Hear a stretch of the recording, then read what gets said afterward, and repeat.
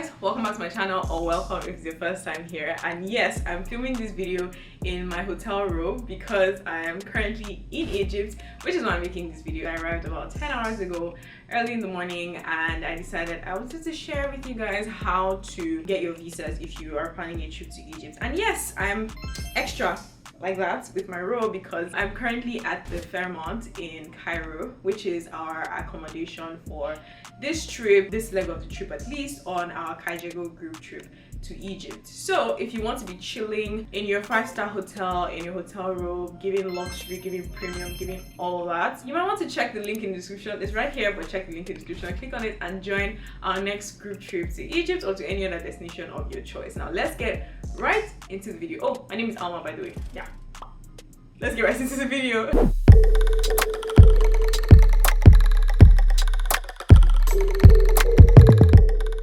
Hi guys, welcome back to my channel, or welcome if it's your first time here. As you can see, I am in vacation mode, and that is because I am hosting our group trip, our Kaijego group trip to Egypt and Jordan, and I'm expecting our travelers to be here any minute. But I've checked into our 5-star property, and this is one of the accommodations that we'll be staying at during this trip. It's the Fairmont in Cairo. We have a view in this room overlooking the Nile, and there's like an amazing city view. It's, when we say premium accommodations, you betcha, it's premium.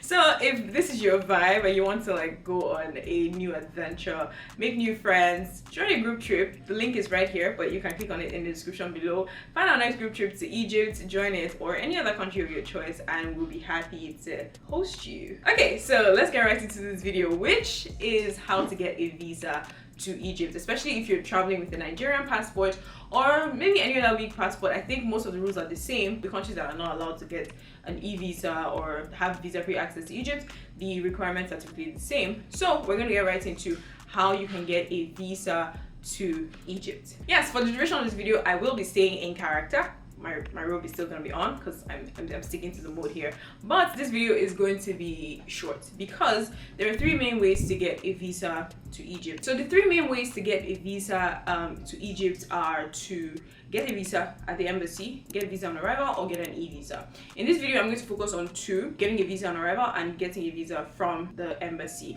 but more priority given to the visa on arrival because I think it's easier than having to go to the embassy or actually get a non-apparent visa processed for you on your behalf. So let's get right into it. If you have any of these visas, multiple entry visas, so the US, UK, Canada, Schengen, any of these visas that you have used before to enter the country that issued it. So if you have a US visa that you have used to enter US, or you have a Canadian visa that you've used to enter Canada, then you are eligible to have visa on arrival when you get to Egypt. So all you need to do is book your flight, head down to Egypt. When you get here, you go to the visa desk, pay $25, you get a sticker visa, and then you join the queue. The visa will be stamped on your passport, you sign in, you're good to go. Alternatively, if you do not have any of these visas, you can still have visa on arrival. Yes, you can. The only thing is you have to book through an agency, and agencies have partners in Egypt that can process this visa on arrival for you. Now the thing is, usually agencies require that you book the entire trip.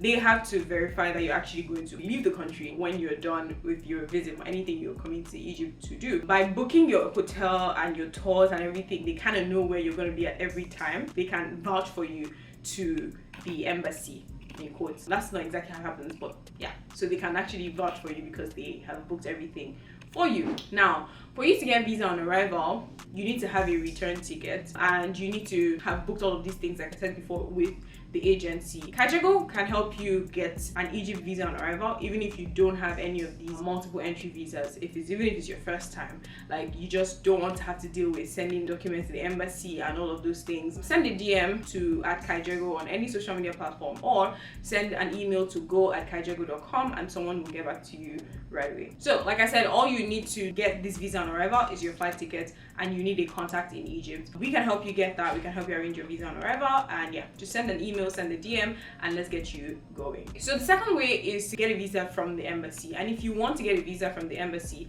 usually the regular visa application documents apply. So you need to have a bank statement.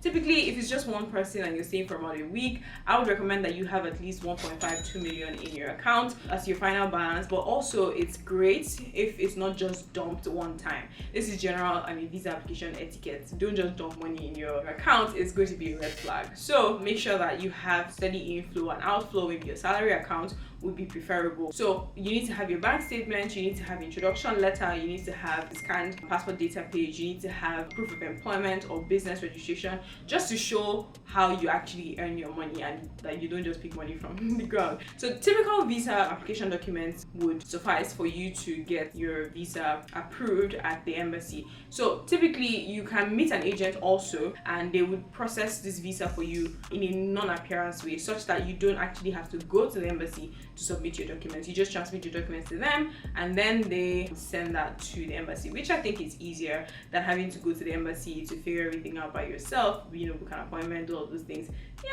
There's a lot of stress, and I don't think it's worth it. So again, Kajego can help you sort this out. Send us a DM, send an email, and we'll be happy to help you get right into it. Now, here are a few things that you should know when you come to Egypt. Now, the first thing is connection.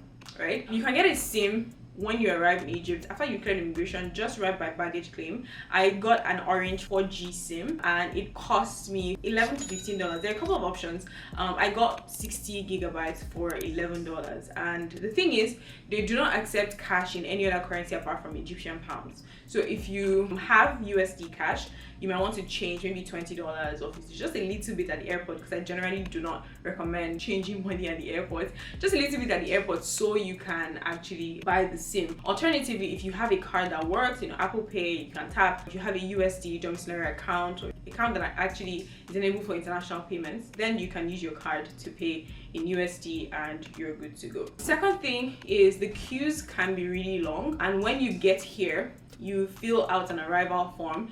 Typically, they will give you this arrival form on your flight. If you're a non-Egyptian citizen, or if you're in transit, or if you are visiting like as a tourist, they give you different forms. So depending on which one you fall under, you take the form and you fill it, and when you get here, then you use it to get your visa on arrival when you get to the immigration. If you're going with Kajego, for instance, when you arrive, you don't need to do anything. Like, there's someone who will be waiting for you at the airport, or you need to just sit down, give them your passport, and you're good to go. So these are the two major ways that you can get a visa if you're looking to visit Egypt very soon. Now, if you want to join a group trip, this actually makes it a lot easier. So you can actually get visa on arrival if you're in a group of up to 5 people.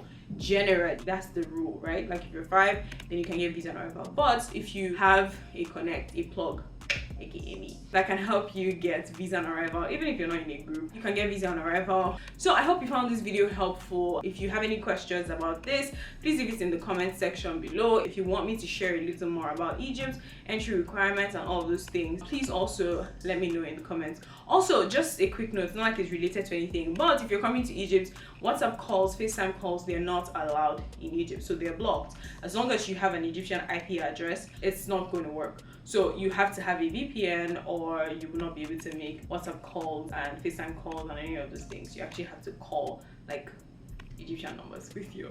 I don't know what the plan is, but like, yeah, that's just that. But yeah, Egypt is an amazing country to explore, and I'm actually really excited to be exploring it with these 9 other people that will be joining me very soon. And yeah, if you would like to join us in our next Egypt trip, feel free to check kajego.com/group trips, or click the link in the description and you'd see our upcoming trips. Join one and thank me later. Catch you in the next video. Bye.